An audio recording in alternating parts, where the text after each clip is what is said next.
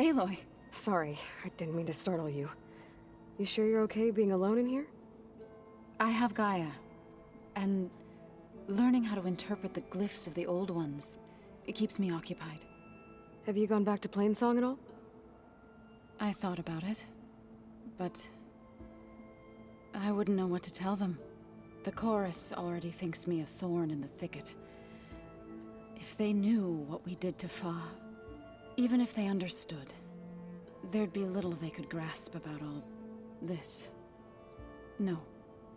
For now, I must leave the tribe behind.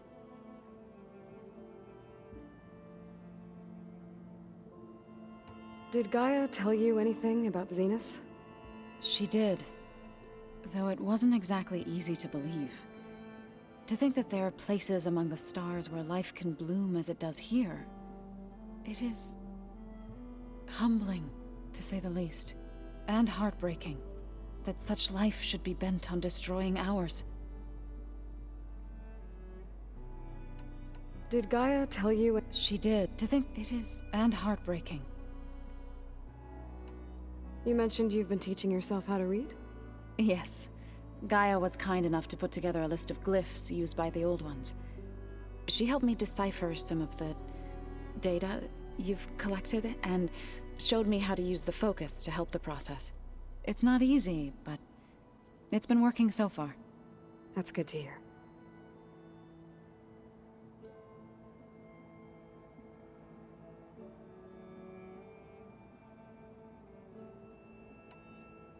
Sounds like you met my friend Talana. Yes. The Karja Huntress. I haven't seen armor like hers since the Red Raids. But Varl tells me that she too suffered at the hands of the Mad Sun King. Yeah. She's one of the good ones. Trust me.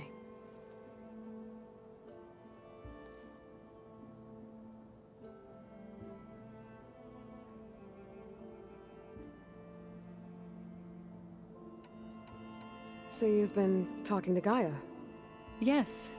She was kind enough to take me through some of the history of the Old Ones, including their demise and the heroic actions of her creator, Elizabeth Sobek. I was surprised to see she was you. Past, but reborn? Not that I claim to understand how.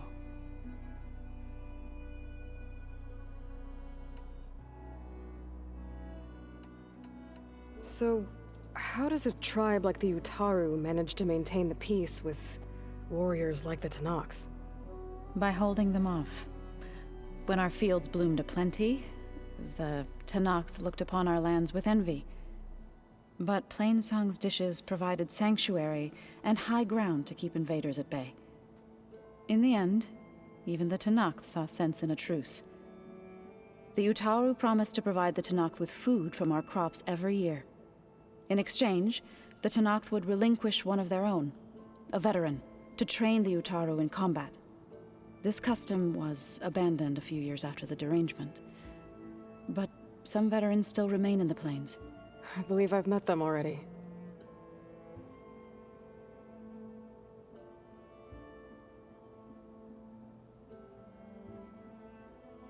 I've been meaning to ask, what's the deal with you and the chorus?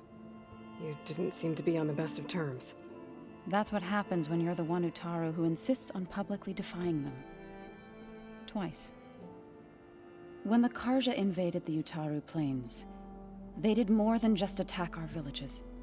They burned our fields, took our people as slaves, and murdered those who were too weak to make the trip back to Meridian. To be sacrificed in the Sun Ring. I was helping the healers back then, as waves of refugees swarmed into Plainsong. The chorus was divided in how to face the invaders. Some saw sense in raising arms. Others believed the dishes would keep us safe, as they had many times before.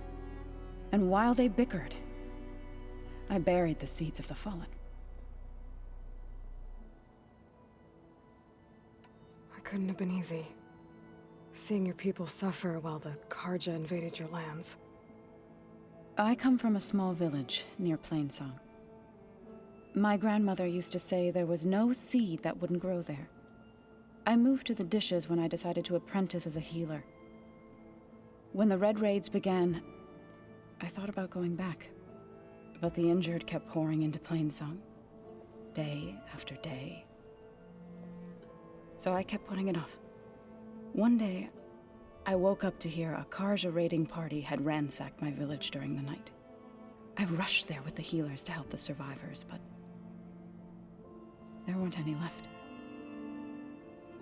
The smell of burning flesh haunts me to this day. I'm sorry, Zoe. I made it a point to appear before the chorus as soon as we returned, to demand that we take a stand against the invaders. I was denied. So I left to fight on my own. You said you set out to fight the Karja alone? I did. But it turned out I wasn't the only one. News of my disagreement with the chorus spread through the plains. Before I knew it, I had more than a dozen Utaru warriors ready to follow me into battle.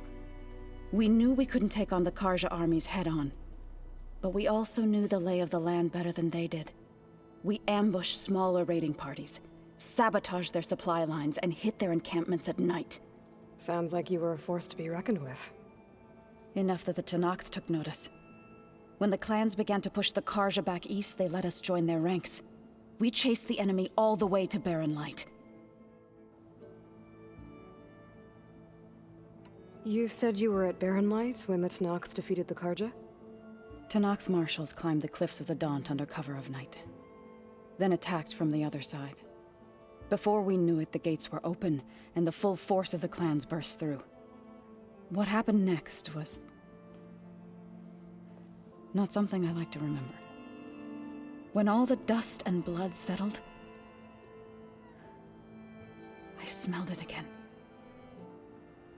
The stench of burnt flesh. Our enemies defeated. What was left of my squad returned to the Utaru Plains.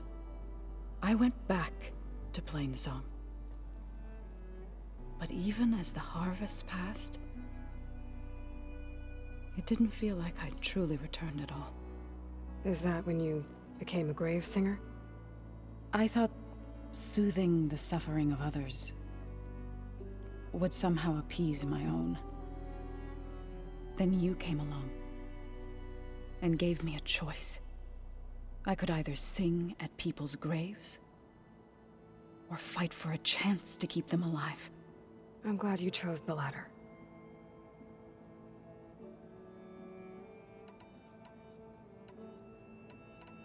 I need to go, but if you need anything, you can contact me through your focus. I'll keep that in mind.